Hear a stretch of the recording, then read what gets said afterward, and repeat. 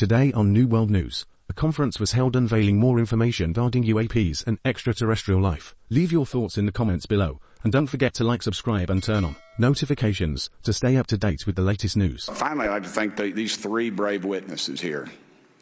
They took an oath. They took an oath to uphold the Constitution of the United States, and dadgummit, they're doing it. And we owe them a debt of gratitude. I have experienced advanced UAP firsthand, and I'm here to voice the concerns of more than 30 commercial aircrew and military veterans who have confided their similar encounters with me. Today, I would like to highlight three critical issues that demand our action. As we convene here, UAP are in our airspace, but they are grossly underreported. These sightings are not rare or isolated, they are routine. Military aircrew and commercial pilots, trained observers whose lives depend on accurate identification, are frequently witnessing these phenomena. The stigma attached to UAP is real and powerful and challenges national security. It silences commercial pilots who fear professional repercussions, discourages witnesses, and is only compounded by recent government claims questioning the credibility of eyewitness testimony. Parts of our government are aware of more about UAP than they let on, but excessive classification practices keep crucial information hidden. Since 2021, all UAP videos are classified as secret or above. This level of secrecy not only impedes our understanding, but fuels speculation and mistrust. In 2014, I was an F-18 Foxtrot pilot in the Navy Fighter Attack Squadron 11, the Red Rippers, and I was stationed at NAS Oceana in Virginia Beach. After upgrades were made to our jet's radar systems, we began detecting unknown objects operating in our airspace. At first, we assumed they were radar errors, but soon we began to correlate the radar tracks with multiple onboard sensors, including infrared systems, eventually through visual ID. During a training mission in Warning Area Whiskey 72, 10 miles off the coast of Virginia Beach, two F-18 Super Hornets were split by a UAP. The object, described as a dark gray or a black cube inside of a clear sphere, came within 50 feet of the lead aircraft and was estimated to be 5 to 15 feet in diameter. The mission commander terminated the flight immediately and returned to base. Our squadron submitted a safety report, but there was no official acknowledgement of the incident and no further mechanism to report the sightings. Soon, these encounters became so frequent that aircrew would discuss the risk of UAP as part of their regular pre-flight briefs. The majority of witnesses are commercial pilots at major airlines. Often, they are veterans with decades of flying experience. Pilots are reporting UAP at altitudes that appear above them at 40,000 feet, potentially in low Earth orbit or in the gray zone below the Kármán line, making inexplainable maneuvers like right-hand turns and retrograde orbits or J-hooks. If everyone could see the sensor and video data I witnessed, our national conversation would change. I urge us to put aside stigma and address the security and safety issue this topic represents. If UAP are foreign drones, it is an urgent national security problem. If it is something else, it is an issue for science. I was informed in the course of my official duties of a multi-decade UAP crash retrieval and reverse engineering program, to which I was denied access to those additional read-ons when I requested it. I made the decision, based on the data I collected, to report this information to my superiors and multiple inspectors general, and in effect becoming a whistleblower. As you know, I've suffered retaliation for my decision, but I am hopeful that my actions will ultimately lead to a positive outcome of increased transparency. The controller told us that these objects had been observed for over 2 weeks, coming down from over 80,000 feet, rapidly descending to 20,000 feet, hanging out for hours, and then going straight back up. For those who don't realize, above 80,000 feet is space. We arrived at the location at approximately 20,000 feet, and the controller called merge plot, which means that our radar blip was now in the same resolution cell as the contact. As we looked around, we noticed that we saw some whitewater off our right side. It's important to note that the weather on this day was as close to perfect as you could ask for off the coast of San Diego. Clear skies, light winds, calm seas, no whitecaps from waves. So the whitewater stood out in a large blue ocean.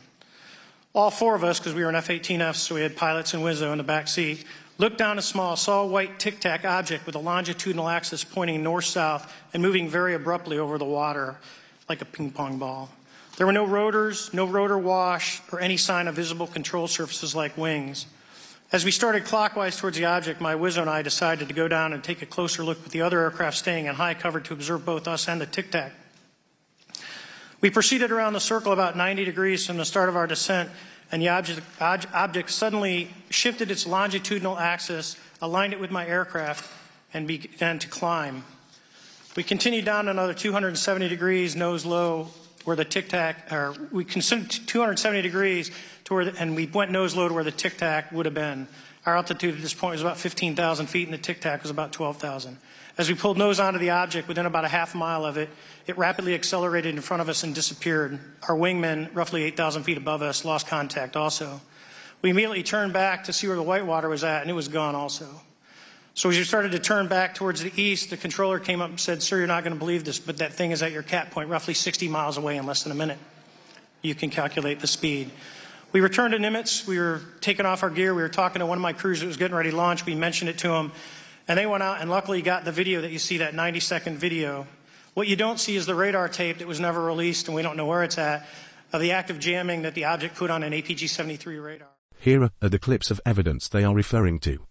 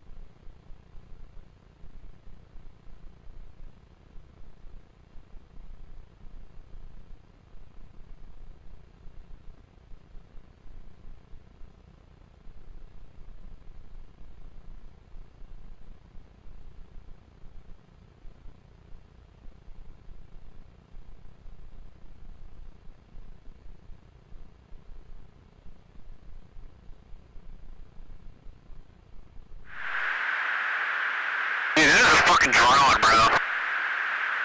There's a whole fleet of them. Look on the ASA. My gosh. They're all going against the wind. The wind's 120 knots from the west. Look at that thing, dude.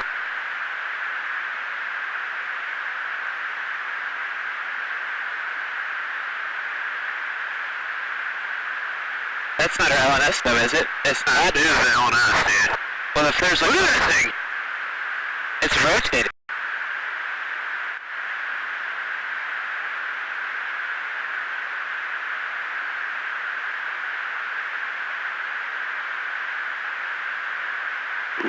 Nickel 6-1 Tango Logic, over. Oh, got it! Woohoo! Roger, there's troubleshooting. Did you box moving target? No, I took an auto track. Oh, okay. Oh my gosh, dude. Wow, look at it fly! Here's what's set to happen next as a result of this conference. And Elizabeth, that's the most important question here is what happens now? There's no doubt that Congress is engaged in a bipartisan way, but how is the Pentagon going to respond? How is the White House going to respond? We did hear a bit from them today, but are they going to address this in a tangible way? We heard from one congressman saying that this is just the first of many hearings into the government's handling of UAP-related incidents. The conversation just kicking off here on Capitol Hill. After what happened today, I don't think you can put the genie back in the bottle. UFO fever taking over Capitol Hill. Lines of eager enthusiasts waiting for a glimpse of this historic hearing. So much interest that an overflow room was set up for attendees who couldn't snag a seat. The day, a watershed moment for the UFO community. I think that the groundwork has been laid. It's now in Congress's hands to deploy resources to do some more follow-up. Congress leaving the hearing with homework to do, promising a bipartisan bill, and more hearings are on the way. It was a very illuminating hearing. Obviously, I think several of us are going to look forward to getting some answers in a more confidential setting. I assume some legislation will come out of this. Some members frustrated that they weren't able to get time with the witnesses in a secure meeting room in order to hear classified details. Some questions left unanswered due to the sensitive nature of the issue. I have to be careful what I say in detail. I'm going to be sending a letter. I'm going to be working with members of the Oversight Committee to get Mr. Grush into a SCIF. You heard a lot of his answers today that are classified information that he provided to the Inspector General. We want to see that. And so I think that's the next step here, is to get that information in a secure facility. The committee pledging improvements in key areas, handling whistleblower complaints better, witnesses revealing there was retaliation for coming forward, creating ways to document and collect information about UAPs. One witness calling it a travesty there is no system to correlate UAP sightings and actually investigate the incidents, and erasing the stigma around the subject so those coming forward feel heard. I don't want to sound cliche, but the truth. You know, I think that we're all citizens of this great country, and we're looking for our government to be open and honest with us. And if there is indeed some type of non-human intelligence operating, not just in the sky, but present here on Earth, we have a right to know, and we do want to know. And you heard the word SCIF mentioned there, as you said. It's a sensitive, compartmented information facility. It's where members of Congress can go to hear from a witness on this highly classified information. You heard David Grush there couldn't answer some of those questions due to the highly classified information. So now there is that bipartisan push to hear from him in the classified setting to get more details, including what private companies could be involved in potentially covering up some of this information. Leave your thoughts in the comments down below. Don't forget to like and subscribe to stay up to date with the latest news.